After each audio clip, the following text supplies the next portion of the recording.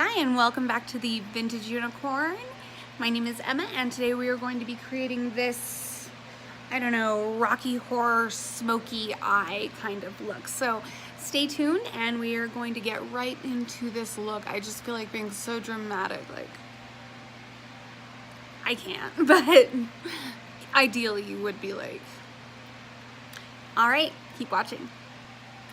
So I was originally going to be working out of the Urban Decay Besquet palette, but I actually found this palette at Hot Topic. Hot Topic is raising the bar in makeup. This is the Supernatural palette and I just absolutely love it.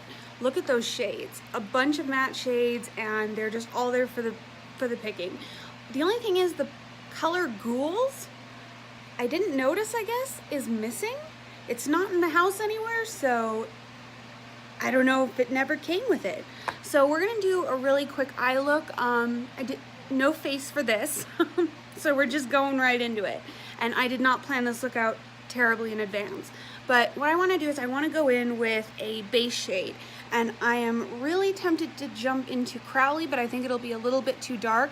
So there is another color right next to it called Rigaru, and I'm just going to kind of coat my Sigma blending brush in that and take that for a spin. My eyes are primed, but we are also going to be doing a cut crease, so the primer will only be relevant for the bottom shades. So now that I have a nice base to work with for the mattes to stick to, I am literally jumping right into the dark colors. I am jumping into Vampire, which is a maroon, beautiful matte maroon right there, and it is my goal to be working with some of the darker colors in this palette, those.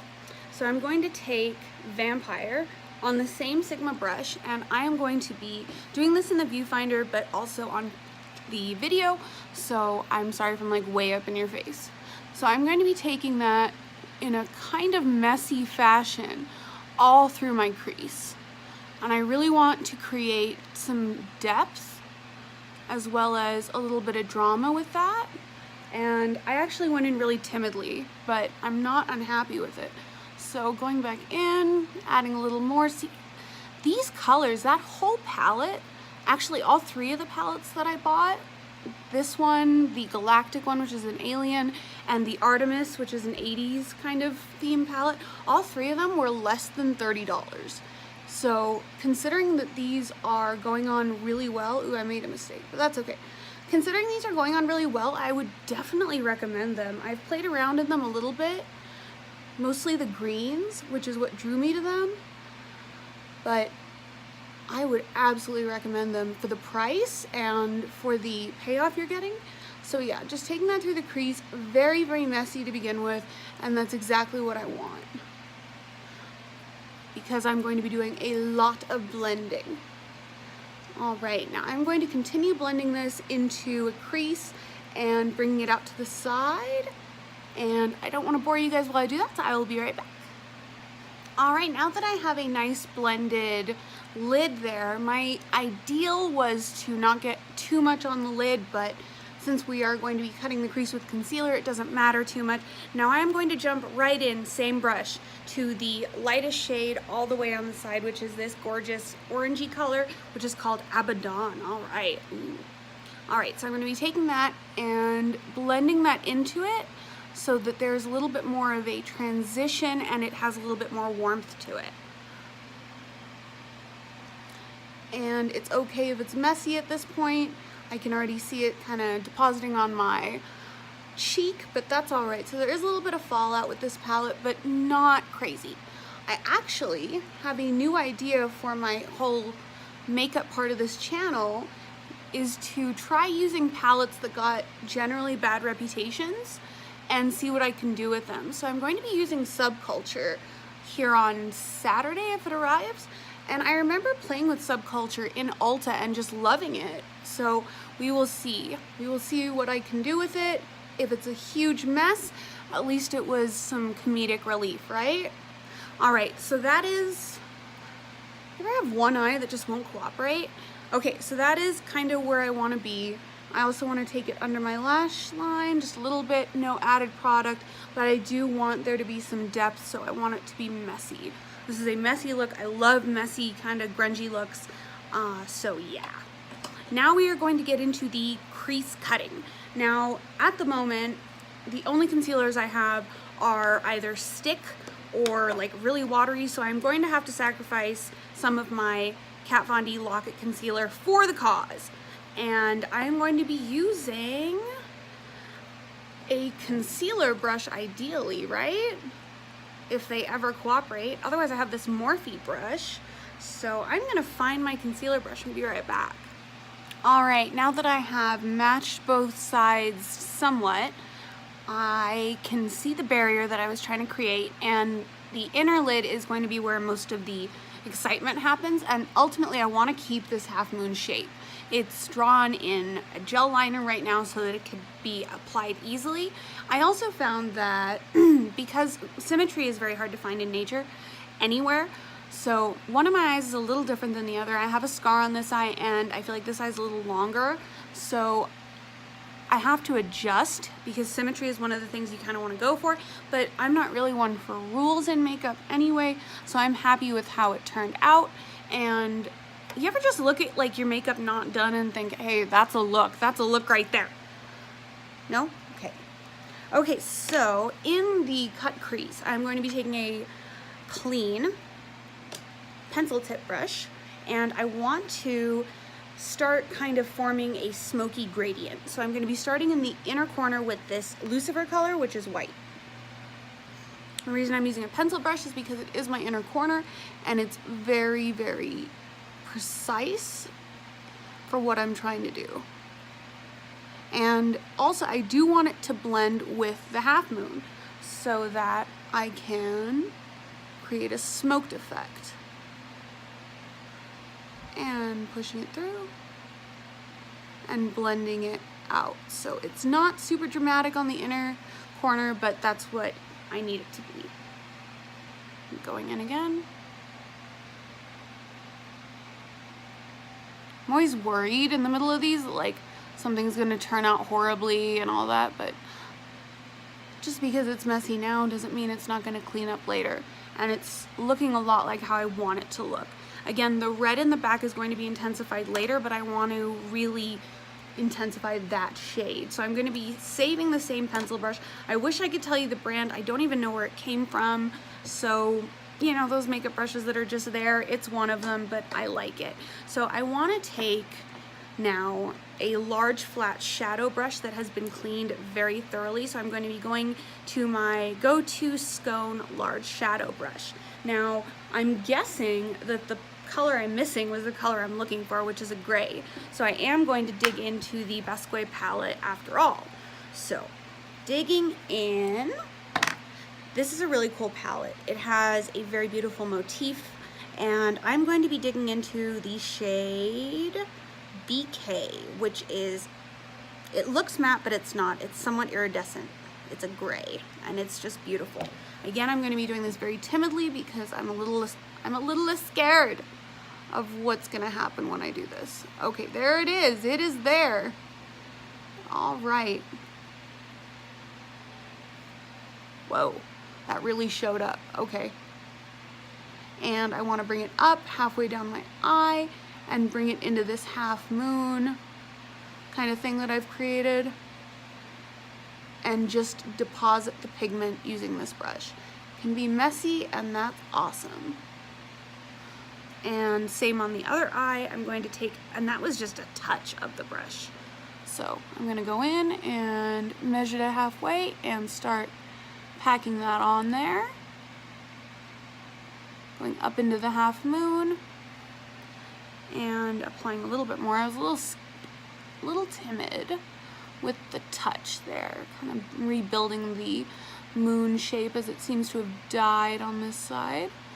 All right, so now that I have my half and half eye, and I'm going to go in and re-intensify that just because I want it intense. And that light is killing me. It really is.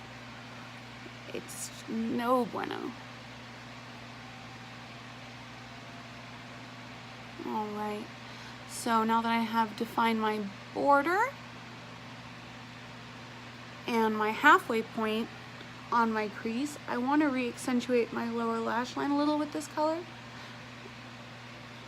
and blend it up into that half moon,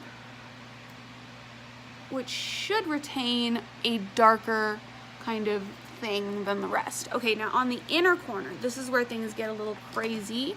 I put that white foundation down so that I could build up again, and I am thinking I'm gonna go for it. I'm gonna go for it. Am I gonna go for it? Yeah, I'm gonna go for it. I'm gonna go for Crowley right now, which is this camel brown, and I want to take it very gently, so I'm using the same Sigma brush, and I just want to start blending that into the color at the closest side, and just start smearing that color across my eye and really blending it into that so that it is darker on the outer corner and has something to blend into on the inner corner.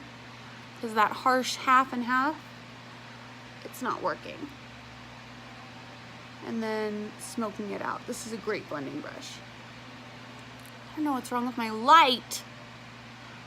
So regarding somatic expression in makeup, I absolutely argue that makeup is therapeutic for the soul. It really is.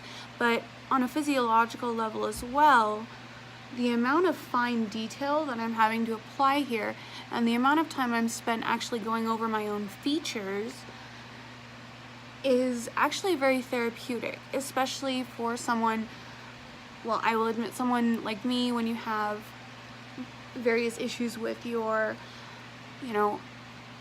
body and all that kind of thing. This can be very therapeutic. It allows me to defocus from areas that I don't like and hone in on features that I can kind of mold, and then blending again, so that now I have a little less blotchy of an application, and I might actually get a little bit on the tip of that BK color again, just to darken in this outer corner.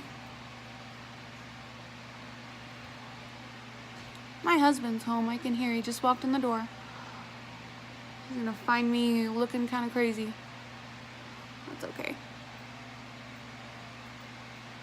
All right, now that is good for now because the inner corner needs a shimmer. Otherwise there wouldn't be a gradient. So I'm going to be taking this is a Luxie 239 Precision Shader, and I want to go in, I'm gonna do it. I want to go in with this purple. It's called Phoenix, and I'm gonna just do it. I'm digging in there, and I'm going to start blending that into the gray. For those of you at home watching who are like, what is this girl doing? I have a feeling it's gonna work out. I'm just gonna need to do a lot of blending. If it seems kind of impromptu, that's because it is. It is. I had a completely different look in mind and got way carried away with the colors. But you know what's cool about colors if you go into them is if you mess up, it still ends up looking brown, which is, your kind of neutral eye, and that's fine. So there's nothing wrong with muddy colors. All right. And actually this is starting to pull through pretty well, I would say. You can never really know until like the lashes are on and all that. All right, so now that I have my purple to dark gray gradient, I am going to be blending, and I'm going to be blending for a while. So small circular motions with a clean, hopefully clean blending brush of some sort, and just blending those into each other and blending. Just blending back and forth. And they can cover each other, that's fine, because I'm going to go back over them in just a second to darken. All right, I will be right back. All right, after just a little bit of patience and gradually adding color, we get to this stage where I have my eyelashes on and I have my dark, smoky, purpley look. Now, I still want to blend it out. I'm still tempted to keep blending, this side's looking pretty good. This one is looking a little funky right here. And that's just part of the deal. That's how it goes. So what I'm going to need to do is I'm going to dip very gently back into a lighter form of this purple that I used, which I have in the Supernatural palette, and mix it with the purple I used and just swing it around that moon area, because I can tell that's the color that's kind of missing in that gradient. So the cut crease Rocky Horror look, I want to call it. Very happy with it. And I will admit there was a segment that got deleted. I didn't realize I wasn't filming, and that's when I was adding on all the extra color to really build the look. But other than that, just concealer right here to clean off a little bit of the excess.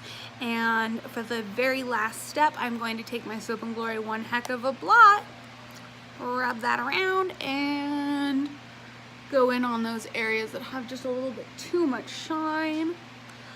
I definitely want this to be an eyes